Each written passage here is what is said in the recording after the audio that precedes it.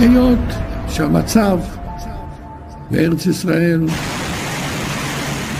מאוד מתוח, כי בני ישמעאל או בני עשו רוצים להכחידנו.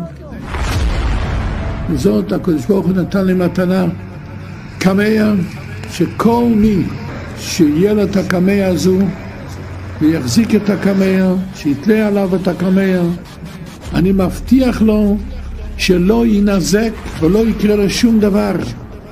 בהבטחה מוחלטת וברורה, מי שיהיה לו את הקמע הזו, הקדוש ברוך הוא ישפיע עליו שפע, ברכה והצלחה ושמירה גדולה מאוד. אל תחשבו פעמיים, אלו תיקחו את הקמע, מה תפסידו? זה מתנה מהשמיים. הקדוש ברוך הוא יעזור לנו שנזכה כבר לראות במו עינינו, שיתגשם מה שכתוב בזוהר, שמשיח צדקנו יבוא מארץ דגליל, מארץ הגליל, שזה יבניאל. אמן ואמן.